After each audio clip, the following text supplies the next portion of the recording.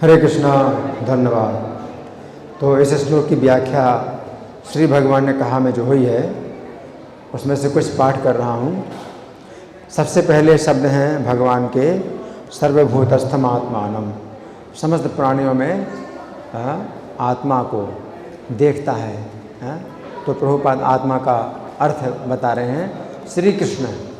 तो समस्त प्राणियों में श्री कृष्ण को देखता है ना। तो योग पथ नामक पुस्तक में श्रील प्रभुपाद लिखते हैं, वास्तविक योगी श्री कृष्ण को समस्त जीवों में देखता है। अब सुनिए ध्यान से, वास्तविक योगी श्री कृष्ण को समस्त जीवों में देखता है। ये कैसे संभव है? कुछ लोग कहते हैं कि सारे जीव श्री कृष्ण हैं। अब देखो भगवान के शब्दों से किस तरह से उल्टे जो है शब्द निकालते हैं। भगवान कह रहे हैं कि श्री कृष्ण को समस्त जीवों में देखना है ना। जो वास्तविक योगी है श्री कृष्ण को समस्त जीवों में देखता है। और वो लोग क्या बोल देते हैं कि सारे जीव श्री कृष्ण हैं। अब बात गलत हो गई कि नहीं? गलत हुई। भगवान ने क्या कहा कि सभी जीवों में श्री कृष्ण को देखना है ना। और कोई जो है इसका अर्थ ये निकाले कि सभी जीव कृष्ण हैं, गलत है ना, गलत है। तो कुछ लोग कहते हैं सारे जीव श्री कृष्ण हैं, अतः श्री कृष्ण की अलग से पूजा करने की जरूरत ही नहीं। अब देखो कैसे विपथ होते हैं लोग। गीता के शब्दों से, गीता की शिक्षा से किस प्रकार से लोग जो है उल्टा चलने लगते हैं। अब क्या कर दिया उन्होंने? श्री कृष्ण को अलग से पूजा करने की जरूरत ही नहीं है। मतलब हम लोग क्यों कर रहे हैं यार पूजा? तो वो इस गीता के इस श्लोक से वो निष्कर्ष निकालते हैं कि हम लोग गलत कर रहे हैं कि अलग से पूजा कर रहे हैं कृष्ण की। यहाँ मंदिर बनाया भगवान का, अलग से पूजा कर रहे हैं। तो वो कहते हैं अतएव श्री कृष्ण की पृथक से पूजा करने की जरूरत नहीं है। फलस्वरूप ऐसे लोग मानव कल्याण कार्य अपना लेते हैं, मानव कल्याण कार्य अपना लेते हैं और ये दावा करते हैं कि ये कार्य ज़्यादा श्रेष्ठ है, हम ज़्यादा अच्छा काम कर रहे हैं। क्यों? हम मानव सेवा कर रहे हैं, है ना। आप लोग तो मंदिर की सेवा कर रहे हैं, हम मानव सेवा कर रहे हैं, है ना। तो इस प्रकार से भगवत गीता से लोग जो है कैसे भ्रमित होते हैं, है ना। वे कहते हैं श्री कृष्ण की पूजा क्यों की जाए? अब देखो क्या कहते हैं कि श्री कृष्ण की पूजा क्यों की जाए। श्री कृष्ण तो ये कहते हैं कि श्री कृष्ण को हर वस्तु में देखा जाए, है ना। हाँ, अतएव हम दरिद्र नारायण की अर्थात सड़क के भिखारियों की सेवा करें। क्या करें? हम सड़क के भिखारियों की सेवा करें।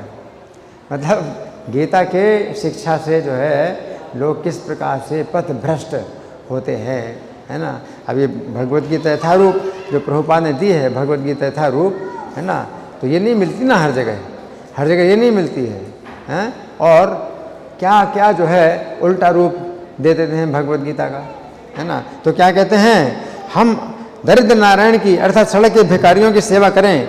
ऐसी गलत व्याख्या करने वाले लोग सही विधि को नहीं जानते हैं। सही विधि को प्रामाणिक गुरु के अधीन होकर ही सीखा जा सकता है ना। तो इसी पर हम थोड़ा सा और विचार करेंगे कि दरिद्र नारायण ये जो शब्द है, ये जो गढ़ा गया है ना। तो ये गैर प्रामाणिक लोगों ने जो है दरिद्र नारायण ये शब्द जो है जो गढ़ दिया है ना, तो कितना गलत है। और सिद्धांत जो है कितना गलत सिद्धांत है दरिद्र नारायण।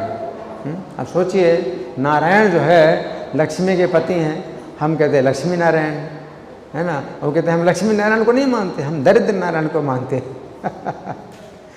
तो भगवान तो लक्ष्मी नारायण है, समस्त ऐश्वर्य के स्वामी हैं, जो सड़क के भिखारी हैं, हम उनको मानते हैं।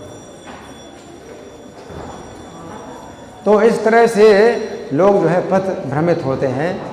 और एक घटना बता रहे थे मधु सुंदर प्रभु, क्लास में बता रहे थे दरिद्र नारायण। अब उन्होंने जो है सोच लिया भाई दरिद्र नारायण, तो सड़क के किसी भिखारी को जो है ले आओ अपने घर में, उसको जो है अच्छी प्रकार से नहलाओ धुलाओ, साफ़ सुथरा करो, उसको खिलाओ पिलाओ। तो हमारी जो है यही सेवा है। हम जो है किसी सड़क के भिखारी को जो है उठा लाए, हैं, और अपने घर में लाएं, नहलाए धुलाएं, खिलाए पिलाएं, दरिद्र नारायण की सेवा, है ना। तो अब एक घटना है जो इस प्रकार की भावना से वो कर रहा है। अब वो वास्तव में भगवान का अपराध कर रहा है, वो भगवान का अपराध कर रहा है ना, क्योंकि सड़क के जो भिखारी हैं तो इनका कुछ इस प्रकार का कर्म है कि चाहे इनको चाहे जितना पैसा दे दो और घर मकान दे दो, वो सब छोड़ करके सड़क में आ जाएंगे। चाहे जितना पैसा दे दो वो सब छोड़ के सड़क में आ जाएंगे। उनके कर्म ही इस प्रकार के हैं, है ना। अब उनको जो है आप भगवान मान रहे हैं, तो कितना गलत है। तो एक व्यक्ति जो है सड़क में भिखारी पड़ा था एक, और वो जो है मेला कुचैला था, बहुत मेला कुचैला था। अब उसको तो वही अच्छा लग रहा है, तो वो सज्जन जो है, भाई ये तो दरिद्र नारायण है, तो दरिद्र नारायण है, हाँ, तो नारायण दरिद्र नारायण दरिद्र नारायण, चलिए मेरे घर में, चलिए मेरे घर में, आपकी सेवा करूँगा, आपकी सेवा करूँगा। तो वो जो है गुस्सा हो रहा था, वो सड़क में पड़ा हुआ जो भिखारी है गुस्सा हो रहा था कि वो जो है सो रहा है, हाँ, मेला कुचैला जैसे भी हो, मुझे सोने तो, क्यों मुझे तंग कर रहे हो। तो वो तो मान रहा है कि तंग कर रहा है, और वो जो है इसके पैर पकड़ के और बार बार जो है विनती कर रहा है, दरिद्र नारायण दरिद्र नारायण।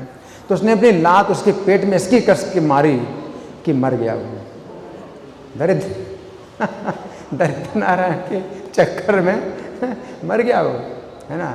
मतलब इतना गलत सिद्धांत, वही सड़क के भिखारियों की जो है हम सेवा करेंगे, वो दरिद्र नारायण, इतना गलत जो है ना। अब ये भगवान जो कह रहे हैं सर्वभूतस्थमात्मानम, है ना। तो देखो प्रभुपाद आगे क्या लिखते हैं कि असली योगी तो श्री कृष्ण का भक्त होता है, सड़क के भिखारियों का भक्त नहीं होता है। असली योगी तो श्री कृष्ण का भक्त होता है, और सबसे बढ़ा चढ़ा भक्त आगे बढ़कर कृष्ण भावनामृत का प्रचार करता है, हाँ? कृष्ण भावना, क्योंकि वो समस्त जीवों में श्री कृष्ण का दर्शन करता है। सो कैसे? क्योंकि वो देखता है कि सारे जीव श्री कृष्ण के अंश हैं। वो ये भी समझता है कि चूंकि इन लोगों ने श्री कृष्ण को भुला दिया है, वो ये देख रहा है। अब ये दरिद्र नारायण जो पड़े हुए हैं, इनको नारायण नहीं समझना है। क्या समझना है कि नारायण से विमुख हैं ये नारायण को भूले हुए हैं। आप जीवात्मा को नहीं देखते हो। जीव तत्व है, ईश्वर तत्व है, कर्म तत्व, काल तत्व, प्रकृति तत्व, पांचों तत्वों को नहीं देखते, है ना। तो ये जीव तत्व है, और ये जो है कृष्ण को जो है भुला चुका है ना। कृष्ण को भुला दिया है, इसलिए मेरा कर्तव्य है कि इन लोगों को कृष्ण भावनामृत के प्रति जागरूक बनाएं। कभी कभी धर्म प्रचारक लोग आदिवासी अशिक्षित लोगों को शिक्षित बनाने के लिए आगे आते हैं, क्योंकि वे देखते हैं कि ये मनुष्य हैं, अतः जीवन का मूल्य समझने के लिए इन्हें शिक्षित किए जाने की आवश्यकता है। ये धर्म प्रचारक का दया भाव है। इसी प्रकार भक्त प्रेरित होता है, वो ये समझता है कि प्रत्येक व्यक्ति को ये जान लेना चाहिए कि वो श्री कृष्ण का अंश है। भक्त ये समझता है कि लोग श्री कृष्ण का विस्मरण कर देने के कारण कष्ट पा रहे हैं। तो इस देखो ना कि दरिद्र नारायण ये जो है नारायण नहीं है, नारायण नहीं है, ये जीव है जो कृष्ण को विस्मृत कर देने के कारण कष्ट पा रहा है। इस तरह भक्त प्रत्येक जीव में श्री कृष्ण का दर्शन करता है। तो ऐसे दर्शन करो, ये थी कि ये मत सोचो कि यही कृष्ण है? तो प्रत्येक जीव कृष्ण नहीं है। ये कितना अज्ञान है। जैसे कि आप सोचेंगे जुगनू को माने कि ये भी सूर्य है, प्रत्येक जुगनू सूर्य है? क्या?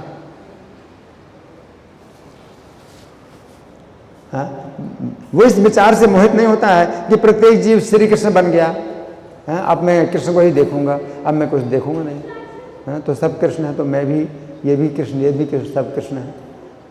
तो इतना अज्ञान ये नहीं है, बल्कि वो हर जीव को ईश्वर के पुत्र के रूप में देखता है। यदि मैं ये कहूँ कि ये बालक अमुक व्यक्ति का पुत्र है, तो क्या मेरे कहने का अर्थ ये है कि ये बालक स्वयं अमुक व्यक्ति है? भले इस बालक में उस व्यक्ति का दर्शन करूँ क्योंकि ये उसका पुत्र है, किंतु अंतर तो रहता ही है। यदि मैं हर जीव को श्री कृष्ण के पुत्र रूप में देखूं तो हर वस्तु में मुझे श्री कृष्ण ही दिखेंगे। इसे समझना कठिन नहीं है। तो प्रभुपाद जो समझा रहे हैं ना, कितना मतलब उसको स्पष्ट करते हैं, किसी बात को कितना स्पष्ट करते हैं, और भ्रांति जो है कितनी ज़्यादा फैल जाती है। और गीता के द्वारा जो है इतनी भ्रांति फैलती जा रही है, लोग कृष्ण को छोड़ रहे हैं और कृष्ण की शरण नहीं ले रहे हैं, कृष्ण के भक्त नहीं बन रहे हैं और क्या सोचते हैं कि हम कृष्ण बन गए या हम कृष्ण बन जाएंगे, हम कृष्ण बन सकते हैं। तो ये जो अज्ञान है ये मतलब फैला हुआ है और गीता के द्वारा ही लोग जो है फैला रहे हैं और लोग जो है इसको जो है मान रहे हैं। तो बहुत बड़ा अज्ञान है। तो हमें अज्ञान से छूटना है और भगवद गीता यथारूप का जो है अध्ययन करना है। धन्यवाद। ग्रंथराज श्रीमद् भगवद गीता की जय, श्रील प्रभुपाद की जय। हरे कृष्ण।